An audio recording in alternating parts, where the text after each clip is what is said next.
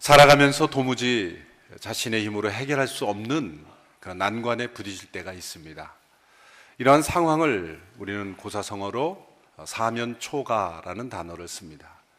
사면초가라는 단어는 사방으로부터 들려오는 초나라 노래라는 그런 뜻이죠. 중국 대륙을 놓고 한나라와 초나라가 서로 패권을 다투고 있을 그때에 한나라의 기세가 점점점 드세져서 이제 초나라가 위축되고 있는 그때 일어난 일이죠. 이 한나라의 유방이 초나라의 항우를 이제 공격하고 있었습니다. 초나라가 완전히 그 한나라의 군사들에 의해서 둘러싸여 있었죠. 그러나 아직 승산은 있는, 아직 싸울 수 있는 그런 때였습니다. 그런데 한나라가 이 초나라에서 잡아온 포로들을 그 사방에 배치하고 그리고 초나라 노래를 슬프게 부르게 했던 것이죠.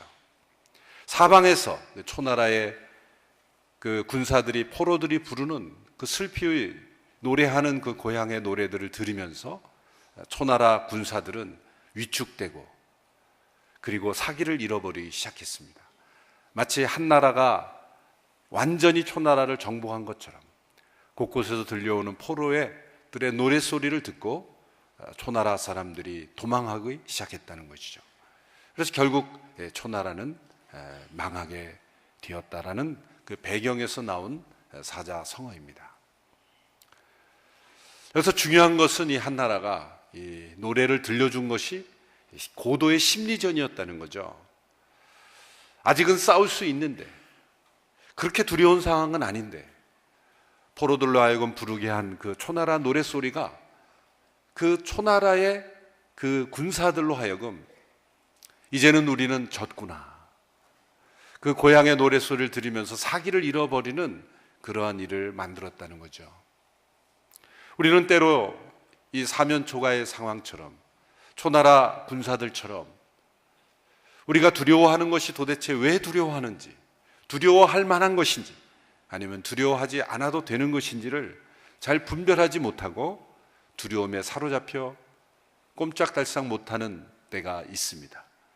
그런 상황을 가리켜 그 말 그대로 우리는 사면초가의 상황이다라고 그렇게 부르는 것이죠.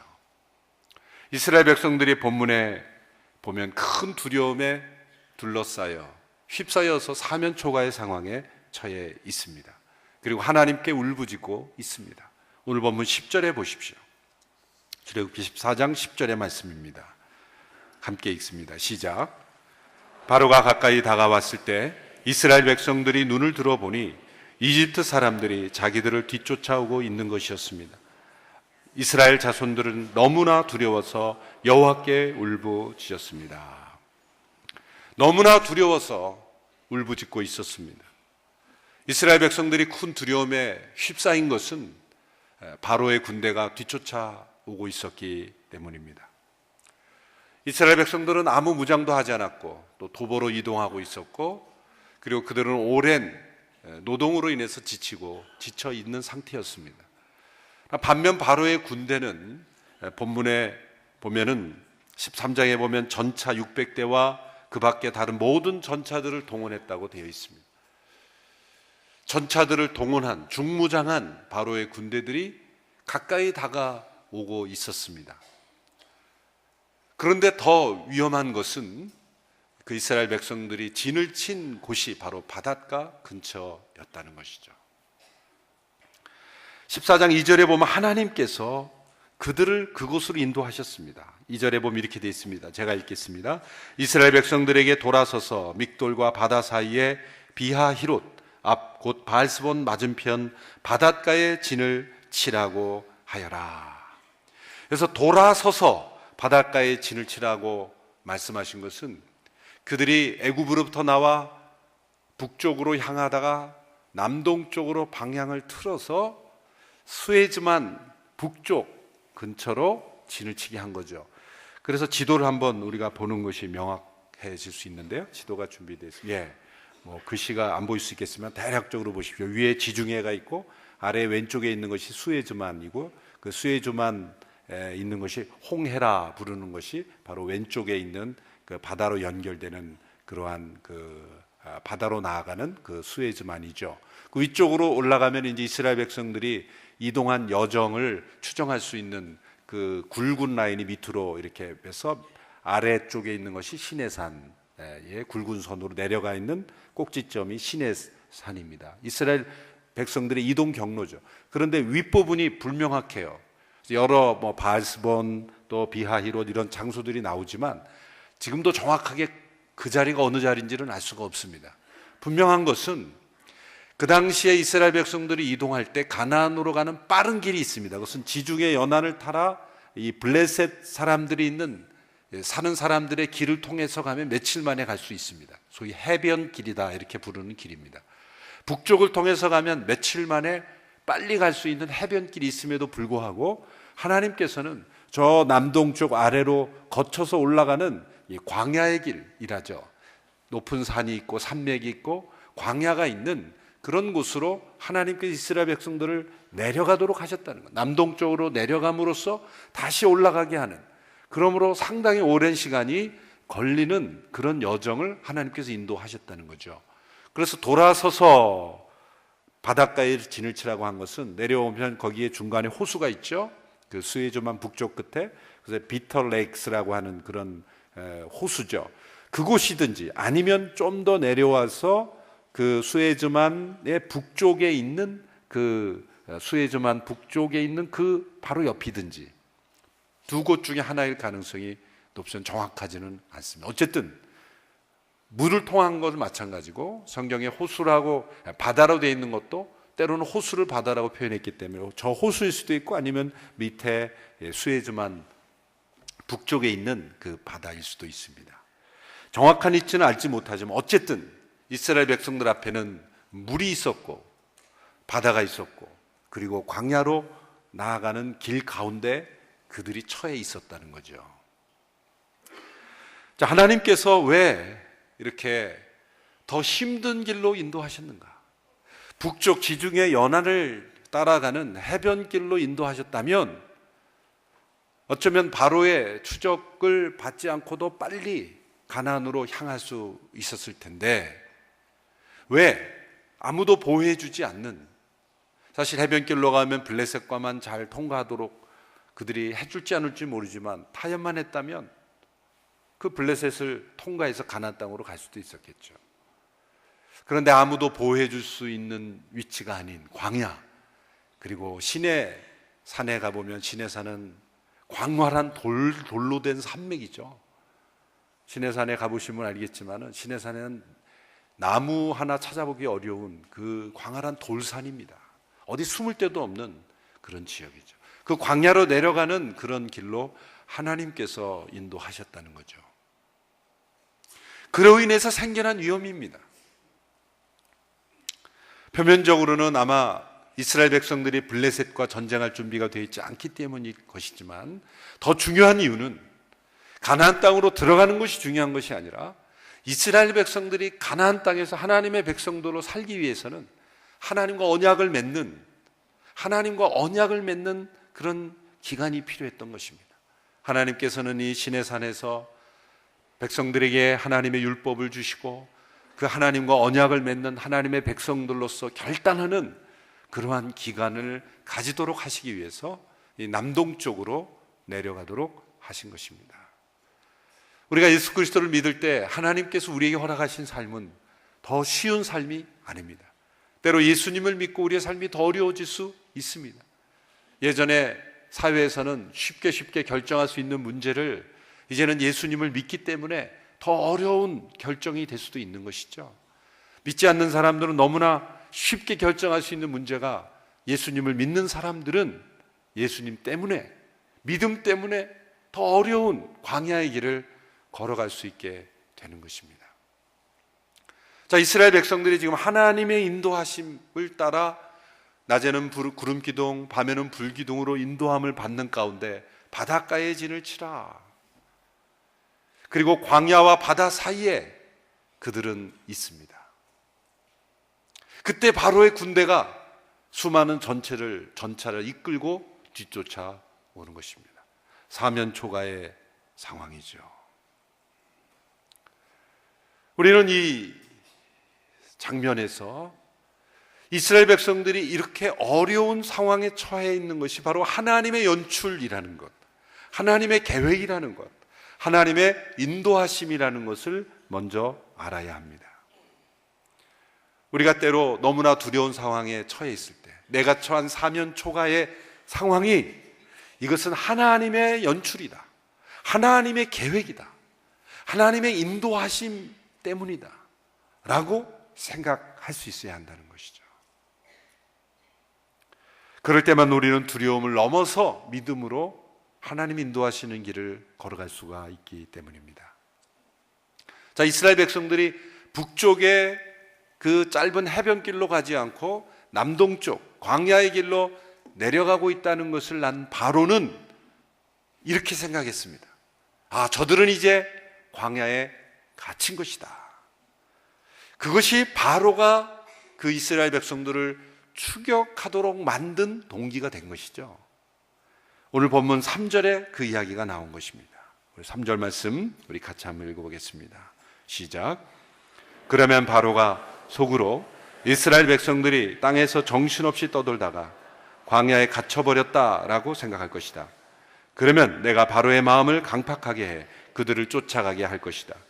그러나 내가 바로와 그의 모든 군대를 통해 영광을 얻게 될 것이며 이집트 사람들은 내가 여호와인 줄 알게 될 것이다. 그래서 이스라엘 백성들은 여호와의 말씀대로 했습니다. 바로는 이스라엘 백성들이 광야에 갇혔다라고 그렇게 생각한 거죠. 그것은 일종의 하나님께서 바로를 이끌어내시는 부비 트랩 같은 역할을 한 겁니다. 내가 뒤쫓아가야 되겠다, 저들을 내보낼 수 없다라는 생각을 만들었던 거예요. 이 모든 것이 다 하나님의 연출이었다는 것이죠. 하나님께서는 바로의 강팍한 마음을 내어버려 두사 그가 그의 악한 마음으로 이스라엘 백성들을 추격하게 했습니다. 그리고 위기 상황을 하나님께서 만드신 거예요. 그를 통해서 하나님은 영광 받기를 원하셨다는 거예요. 하나님께서 어떤 영광을 받으십니까? 바로는 하나님을 대적한 그 악인의 심판받는 모습을 통해서 하나님께서 영광 받으시고, 이스라엘을 통해서는 하나님의 인도함을 받는 백성들을 구원하신다는 것을 통해서 하나님은 영광 받으시는 것입니다. 하나님의 일하심의 제일 되는 목적은 하나님의 영광입니다. 우리의 어떤 편안함이나 안락함이나 고난이 아닙니다. 하나님의 제일 된 목적은 하나님의 영광이에요.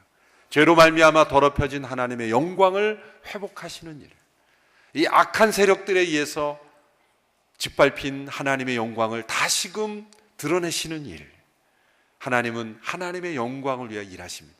그래서 때로 우리에게는 고난도 주십니다. 하나님의 영광을 위해서. 요한복음 9장에 보면 날 때부터 눈먼 사람을 향해서 제자들이 질문하죠.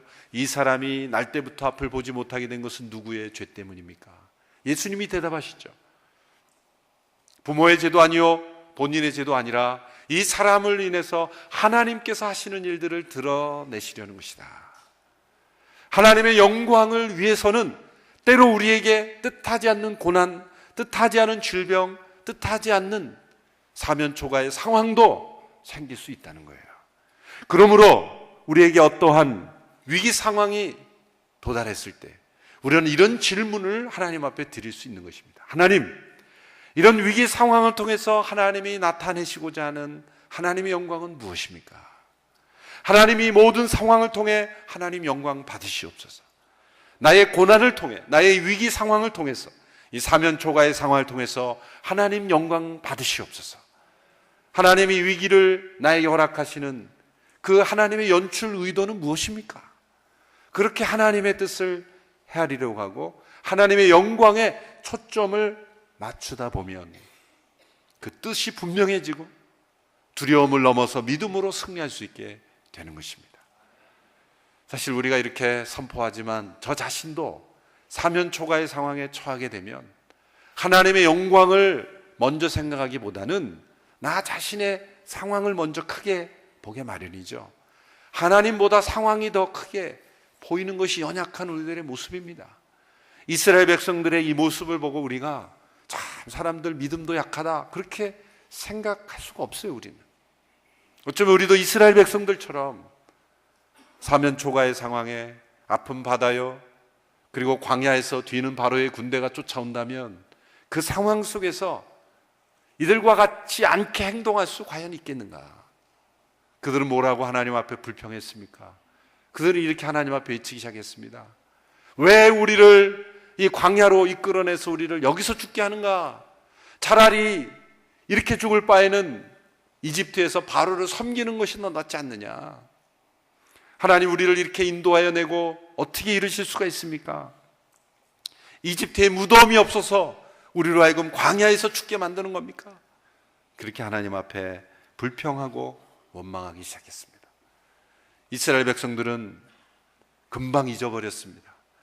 애굽에서 하나님께서 10가지 재앙을 내리시고 6월절에 그 놀라운 사건을 통해서 구원받고 애굽에서 나왔다는 것, 그 10가지 재앙을 통해 역사하신 하나님의 권능과 능력은 다 잊어버리고 자신들이 처한 위기 상황만 크게 보였던 거예요. 우리는 과거에 우리가 체험한 하나님의 놀라운 은혜, 기적은 쉽게 잃어버리고 우리가 처한 위기 상황이 너무나 크게 보이는 것이죠. 그래서 그 위기를 통해 일하시는 하나님의 영광을 우리는 바라보지 못하게 마련입니다.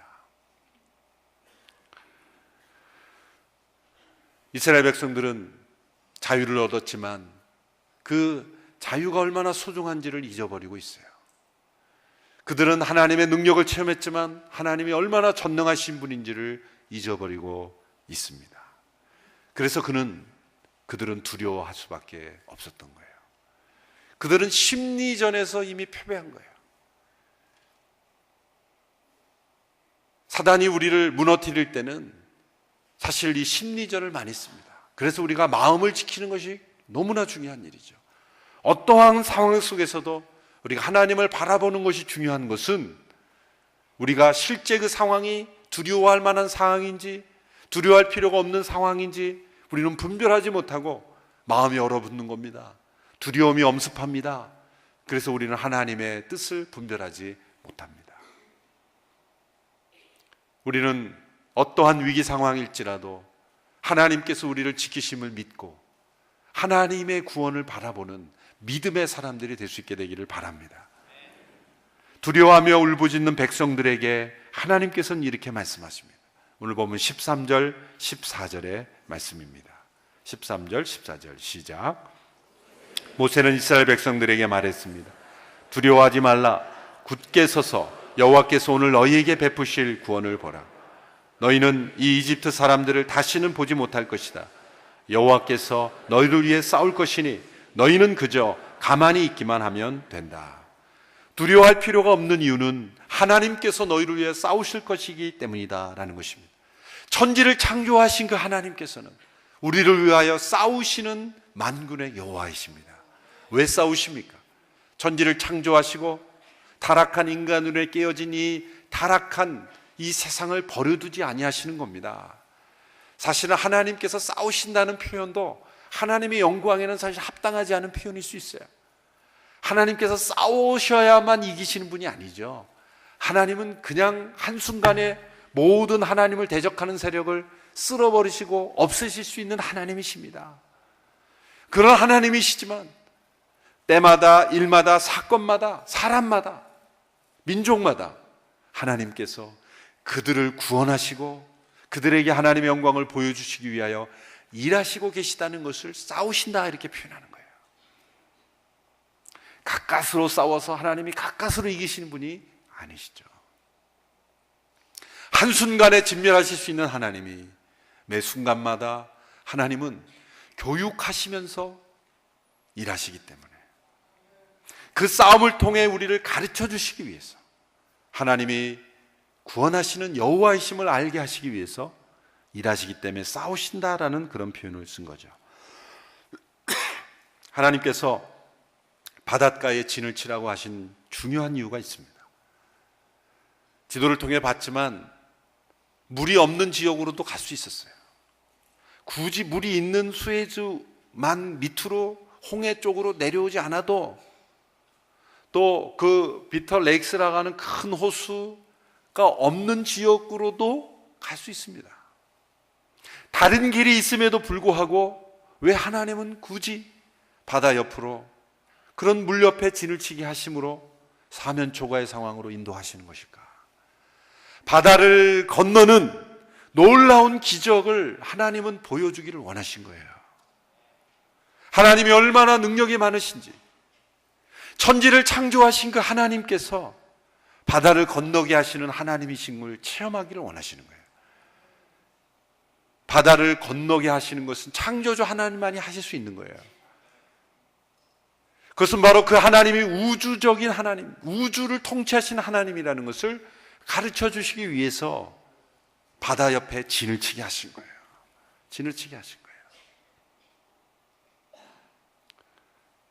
우리가 처한 사면초가의 상황은 우리 하나님이 얼마나 능력이 많으신 분인지를 우리를 하여금 생생하게 보게 하시고 교육하게 하시기 위해서, 하나님이 여호와이심을 알게 하시기 위해서 하나님의 연출하신 커리큘럼이라는 것, 교육 과정이라는 것을 우리는 생각해야 합니다. 그러므로 두려워할 필요가 없는 것입니다. 두려워하지 말라. 오늘 너희에게 베푸실 구원을 보라. 하나님께서 너희를 위하여 싸우실 것이니 너희는 잠잠히 있으라. 잠잠히 있으라는 어떤 말입니까? 말 그대로 입을 닫는 거예요. 위기 상황 속에서 우리는 제일 먼저 할 일, 오늘 우리가 살롬 369 이런 응급조치인데, 이 응급상황, 위기 상황에서 우리가 제일 먼저 할 일, 일단 입부터 닫는 거예요. 왜? 우리는 위기 상황에 처해야 되면 불평, 불만, 그런 염려, 불안, 그런 말을 먼저 내뱉기 마련이에요. 이스라엘 백성들 쏟아져 나오는 이 말을 보세요. 하나님 무덤이 없어서, 말도 잘해요. 무덤이 없어서. 왜냐하면 자기들이 큰 무덤 만들어 놨거든요. 거기에 피라미드 만들어 놓고, 이집트 전체가 무덤 전체인데 우리를 여기 와서 죽게 하느냐? 하나님 어떻게 이럴 수가 있느냐? 광야에서 죽게 하느냐? 여러분, 우리 두려움에서 쏟아내는 불평불만의 말들이 얼마나 많습니까? 사면초가의 상황에서는 먼저 입을 닫는다. 그리고 하나님께서 왜 이런 위기 상황을 연출하셨는가를 생각하라. 그리고 하나님의 영광을 바라보라. 그리고 하나님의 구원을 기대하라. 이것이 사면초가의 상황에서 믿음의 사람들이 따라가는 그런 매뉴얼입니다. 시편 46편 10절에도 이르시기를 너희는 가만히 있어 내가 하나님 됨을 알지어다. 내가 문나라 중에서 높임을 받으리라. 내가 세계 중에서 높임을 받으리라 하시도다. 사면초가의 상황에서 우리는 안절부절 못합니다. 스스로 무엇인가를 해보려고 합니다. 매듭을 풀려고 하지만 매듭이 점점 더 엉킵니다. 안절부절 못하고 무엇인가를 해보려는 모든 시도를 다 포기하고 가만히 있으라. 너희는 가만히 있으라. 내가 너희에게 베푸실 구원을 보라. 여러분, 때로 위기 상황 속에서 우리가 드리는 기도도 불신앙의 기도일 수 있어요. 하나님께서 모세에게 뭐라고 말씀하시는지 보십시오. 15절에 보십시오. 이렇게 말씀하십니다. 그때 여호와께서 모세에게 말씀하셨습니다. 내가 왜 내게 부르짖느냐? 이스라엘 백성들에게 계속 가라고 해라. 부르짖는다고 하나님께서 모세에게 야단치세요. 왜 그렇습니까? 이미 분명하게 가르쳐준 하나님의 인도하심인데 왜 나에게 다시 묻느냐라는 거죠. 때로는 불신앙에서 나온, 두려움에서 나온 기도는 불신앙의 표현일 수 있는 거예요. 하나님 모세에게 지금은 기도할 때가 아니라 그냥 앞으로 갈 때이다 라는 거예요. 너무나 분명하게 하나님께서 말씀하신 것은 구할 필요가 없다.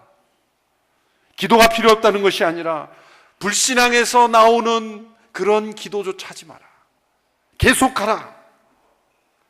이 계속 가라는 말씀은 가만히 있으라는 말과 대치되는 것 같죠? 아니죠. 가만히 있으라는 말의 보완입니다. 너희는 불신앙의 태도, 불평하는 태도를 내려놓고 믿음의 발걸음을 계속 전진하라. 내가 너희에게 가라고 한 길을 그냥 앞으로 가라. 그러므로 가만히 있으라는 말씀을 보완하는 거예요. 우리는 불신앙의 발걸음을 멈추고 믿음의 발걸음을 계속 가야 하는 것입니다. 계속 가라. 그런데 그 앞에는 뭐가 있어요? 바다가 있잖아요. 홍해가 있잖아요. 지금으로 보는 수에즈만이 놓여 있잖아요. 그 앞에 있는데 계속 가라는 거예요.